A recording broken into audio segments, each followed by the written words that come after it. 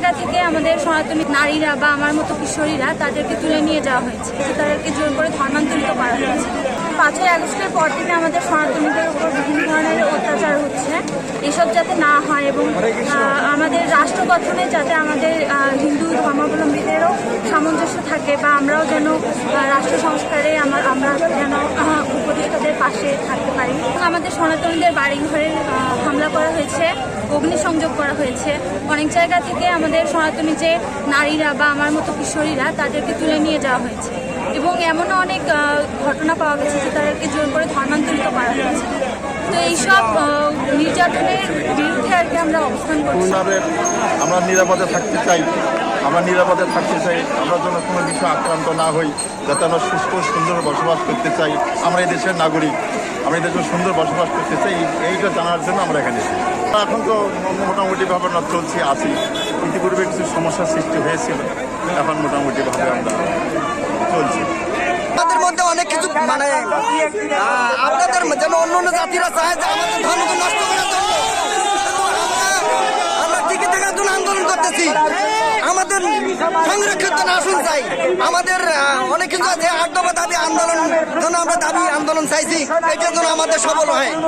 আলাদা করে রাজনৈতিক দল আমরা চাচ্ছি যে আমাদের বাংলাদেশে হিন্দু আইন সংরক্ষিত আইন যেন সঠিক থাকে, আমাদের হিন্দুর জন্য নিরাপত্তা থাকে। আমরা কোনো ধর্মকে বা না কোনো জাতিকে আমরা খারাপ মনে করি না। মুসলিমদের, এই দেশ বৌদ্ধদের, এই দেশ খ্রিস্টানদের কোনো নিজস্ব একান না। হিন্দুরা কেন বাংলাদেশ ছেড়ে যাবে? কি হয়েছে? হিন্দু, মুসলিম, বৌদ্ধ, খ্রিস্টান সবাই মিলেমিশে থাকবে এই দেশে।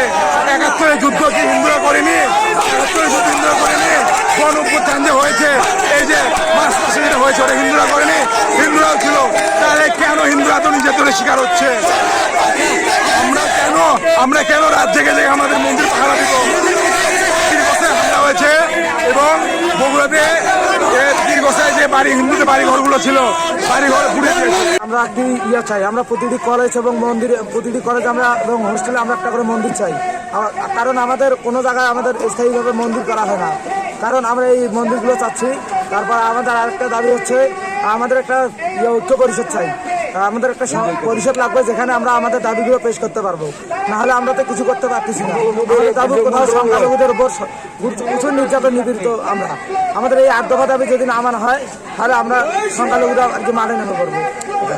বিশাল রংপুর বিভাগীয় সমাবেশে এখানে আমরা আমাদের যে প্রাণের 8 দফা আছে, তার মধ্যে প্রধান যে দাবি সেটা হলো আমাদের হিন্দুদের বাড়িঘর হামলা, লুটপাট, নির্যাতন, এগুলোর একটা ঘটনারও বিচার হয় না। এইগুলোকে সুষ্ঠু তদন্ত করে সরকারের বিচারের আওতায় আনতে হবে। আমাদের দাবি হলো আমরা যে এই দেশে বসবাস করতেছি, আমরা কত কষ্টে, আমরা কত নির্যাতনে বসবাস করতেছি, এটা নিরসনের জন্য আমরা এখানে আসছি। আমরা তো রাজনীতির সঙ্গে জড়িত হই না, কোনো পার্টির সাথে আমরা জড়িত হই না। আমাদের কোনো পার্টি বলতে কোনো কথা আছে? আমরা এই দেশের নাগরিক, আমাদের এই দেশের জন্ম, আমাদের অধিকার নাই? আমরা প্রতিকার থেকে বঞ্চিত হই, এই কারণে তো আমরা আসছি। আমরা রংপুর মহাসমাবেশ, আমাদের সনাতনীদের বিভাগীয় সমাবেশ, এই সমাবেশে আমরা আমাদের 8 দফা দাবি বাস্তবায়নের লক্ষ্যে আমরা আজকে রংপুরে অবস্থান করতেছি।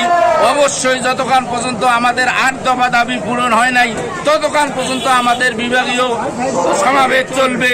এই আশায় আমরা বুক পেতে আছি। আমরা সনাতনী, এই সুবাদে আর আমরা নির্যাতিত হতে চাই না। আমরা অবশ্যই বাংলাদেশের অধিকার নিয়ে আমরা বাঁচতে চাই।